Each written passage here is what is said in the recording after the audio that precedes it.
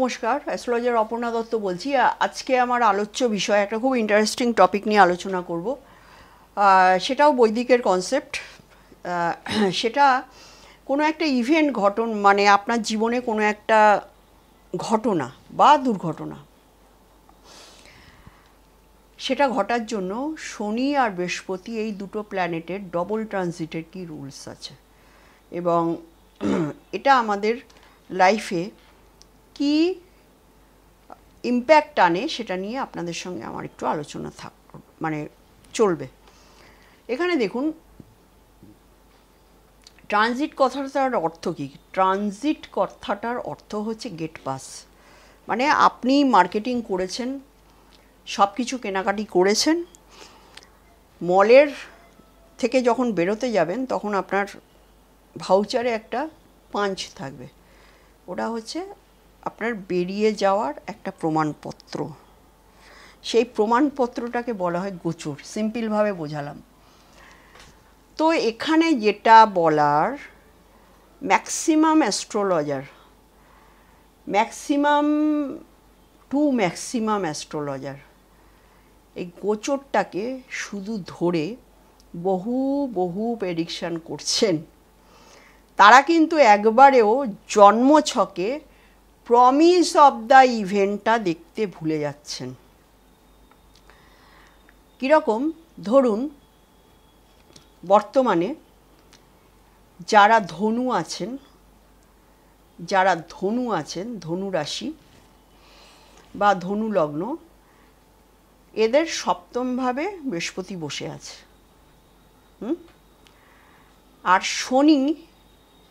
শনি লগ্নে দশম দৃষ্টি দিচ্ছে। তার মানে লগ্ন আর সপ্তম দুটোকে আমরা যে ম্যারেজের অ্যাক্সিসটা বলি, সেই দুটো অ্যাক্টিভ আছে। বৃহস্পতি আর শনি দুটো সর্ববৃহৎ প্ল্যানেট। বৃহস্পতি হচ্ছে ব্লেসিংয়ের কারক, শনি হচ্ছে কাল। তো দুটো অ্যাক্টিভ আছে। অনেকে ন্যাটাল চার্ট না দেখে প্রেডিকশান করছেন বিয়ে হয়ে যাবে। ধনুরাশির বা ধনু লগ্নের মানুষদের বিয়ে হবে, লগ্ন সপ্তম activated by Jupiter and Saturn. এখানে 30% প্রেডিকশান আপনার সঠিক হতে পারে, বাট 70% প্রেডিকশান আপনার পিটে যাবে। কিভাবে পিটবে? কারণ আপনি তো প্রমিস অফ দ্য ইভেন্ট দেখেননি। সুতরাং আমাদের জীবনে আমার বলার বক্তব্য, ডবল ট্রানজিট রুলের জাস্ট আজকে একটা রুলস বলবো আপনাদের, কারণ এমনিতেই ভিডিও লং হয়ে যাচ্ছে, তো ছোট করেই বলছি। পরবর্তীতে আবার নিশ্চয়ই আপনাদের সঙ্গে পুরো জায়গাটা নিয়ে ক্লিয়ার করার ইচ্ছে রইল। জাস্ট আপনারা এটুকু বুঝুন যে যখন আপনার জন্মছকে সেই ইভেন্ট প্রমিস না থাকে, যেমন ধরুন আপনি চাকরি পাবেন না, দশম ভাব আপনাকে চাকরির জায়গা দেখাচ্ছে না। আপনার ডবল ট্রানজিটে ষষ্ঠ ভাব অ্যাক্টিভ, দশম ভাব অ্যাক্টিভ। আপনাকে বলা হয়েছে ও শনি জুপিটারের ট্রানজিটে এই হয়েছে, আপনি চাকরি পেয়ে যাবেন। শনি এলো, জুপিটার দেখলো, শনি চলে গেল, জুপিটারও চলে গেল, আপনি চাকরি পেলেন না। তাহলে স্টেপসটা কি? Steps number 1, promise of the event. Steps number 2, regarding দশা অ্যান্ড অন্তর্দশা, আপনার লাইফে যেটা প্রমিস করেছে সেই প্ল্যানেটগুলোর মহাদশা, অন্তর্দশা, প্রত্যন্ত সূক্ষ্ম প্রাণে এগুলো আসতে হবে। আর সবার শেষে হচ্ছে গেট পাস, সেটা হচ্ছে ট্রানজিট। এই স্টেপসগুলো আমাদের মনে রাখতে হয় প্রেডিকশানের জন্য। তো এখানে ডবল ট্রানজিট রুল কি বলছে? ডবল ট্রানজিট রুল হচ্ছে আমাদের জীবনে যে মেজর ইভেন্টগুলো আছে, সেই ইভেন্টগুলো ঘটবার ক্ষেত্রে প্রমিস, এগুলোকে সাইডে রাখুন। আমি এতক্ষণ যেগুলো আলোচনা করলাম, যে প্রমিস অফ দ্য ইভেন্ট, মহাদশা অন্তর্দশা কী বলছে, আর জাস্ট আমি ট্রানজিট বলছি। এখানে শনি বৃহস্পতি হচ্ছে গুরু, এবং বৃহস্পতি এক বছর এক একটা রাশির ঘর অতিক্রম করে, এবং সেটা দীর্ঘ সময় ধরে করে, মানে 1 বছর। যেক্ষেত্রে চন্দ্র 2.25 দিন করে, বুধ 28 দিন বা 23 থেকে 28 দিন, শুক্র ওরকম 45 দিন, মঙ্গলও ওই রকম নিয়ার অ্যাবাউট 1 মাস। তো ইম্প্যাক্ট যারা লং ডিস্টেন্সের প্ল্যানেট, লং টার্মে আমাদের গোচরে মুভ করে তাদের কিন্তু ইম্প্যাক্ট আমাদের লাইফে বেশি আসে। তো এক্ষেত্রে শনি 2.5 বছর আর বৃহস্পতি 1 বছর, ঠিক আছে। এবার শনি মানে কি? শনি মানে কাল। শনি আপনার কালের সেই জায়গাটা দেবে, যেমন আপনার বিয়ে, যেমন আপনার চাকরি, যেমন আপনার প্রপার্টি কেনা, যেমন আপনার বিদেশ ভ্রমণ, যেমন আপনার সন্তানের জন্ম, যেমন আপনার গাড়ি কেনা, আপনার লাইফে কোনো একটা prosperity.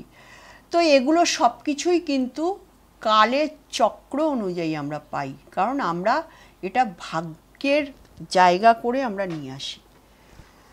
R second of all বৃহস্পতির আশীর্বাদ, গুরুর আশীর্বাদ ছাড়া আমরা জীবনে কিছু পাই না। কারণ ভচক্রে বা জন্মকুণ্ডলিতে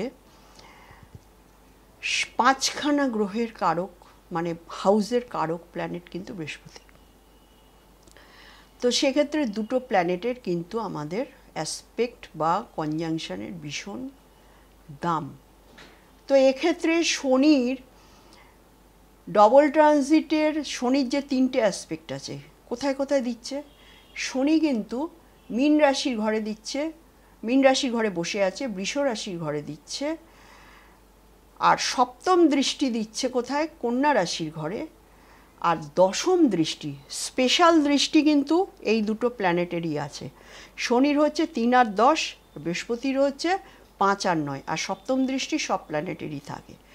তো শনি সপ্তম দৃষ্টি দিচ্ছে কন্যা রাশির ঘরে, এবং শনি তৃতীয় দৃষ্টি দিচ্ছে বৃষ রাশির ঘরে, শনি দশম দৃষ্টি দিচ্ছে ধনু রাশির ঘরে। এবার বৃহস্পতি কী করছে? বৃহস্পতি কিন্তু তার পঞ্চম দৃষ্টি দিচ্ছে তুলা রাশির ঘরে, তার সপ্তম দৃষ্টি দিচ্ছে কোথায়? সেটা হচ্ছে ধনু রাশির ঘরে, আর নবম দৃষ্টি দিচ্ছে কোথায়? বর্তমানে রাহু যেখানে বসে আছে কুম্ভ রাশির ঘরে। তাহলে জুপিটার কিন্তু যে সপ্তম দৃষ্টিটা দিচ্ছে ধনু রাশির ঘরে, সেখানে কিন্তু শনির দশম দৃষ্টি আছে। তাহলে এই ধনু রাশি কিন্তু আমাদের কি কন্ট্রোলার রাশি। ওখানে দেখে নিন আপনার কোন ভাব পড়েছে। সেই ভাবের লর্ড শনি বা বৃহস্পতির দ্বারা ইন্ডিভিজুয়ালি দৃষ্টি নয় তো, তাহলে সেই ভাব সম্পর্কিত আপনি কিন্তু কোনো প্রসপারাস রেজাল্ট অবশ্যই পেতে পারেন, অবশ্যই পেতে পারেন। আমি একটা জিনিস দেখেছি, এটা আমার অ্যাস্ট্রোলজিক্যাল লাইফের যে এক্সপিরিয়েন্স সেটা শেয়ার করছি। অনেক সময় এই ডবল ট্রানজিটের এফেক্ট মহাদশা, অন্তর্দশা, প্রত্যন্ত দশাকেও ওভাররুল করে যায়। আমি হতে দেখেছি যে বিয়ে, ম্যারেজ কিন্তু প্রমিস ছিল না, ওই সময় ম্যারেজ কিন্তু প্রমিস ছিল না। ম্যারেজ প্রমিস মানে ছিল না বলতে চার্টে ছিল, মানে তার স্ট্যাটিকে ছিল, বাট তার ডায়নামিক প্রমিস যেটা দশা অন্তর্দশা যেটাকে প্রমিস দেয় সেখানে ছিল না। বাট ডবল ট্রানজিটের জন্য এটা ওভাররুলড হয়ে গিয়ে তার বিয়েটা হয়ে গেছিল, বাট তার ডিভোর্সও কিন্তু হয়ে গেছিল ওই ডবল ট্রানজিটের যেই মাত্র শনি থেকে জুপিটারের অ্যাসপেক্ট উঠে গেল, সেই মাত্র কিন্তু ডিভোর্স হয়ে গেছিল। এটা কিন্তু মানে আমার জীবনের একটা বিরাট বড় এক্সপিরিয়েন্স। যদি আমাদের মতো জ্যোতিষ লাইনে কেউ থাকেন যারা এই এক্সপিরিয়েন্সের মানে ফিলটা করেছেন, তারা আমাকে অবশ্যই কমেন্টে লিখুন, কারণ এটা কিন্তু বিশাল বড় একটা রিসার্চের জায়গা। যে মূল কর্ণধার ছিলেন কিন্তু আমাদের KN রাওজি, যাকে বর্তমান যুগের বৈদিক জ্যোতিষের পরাশরমণি বলা হয়। তার উপর শ্রদ্ধা জ্ঞাপন করে আজকে আপনাদের সামনে এই ছোট্ট সূত্রটা তুলে ধরলাম। ধন্যবাদ।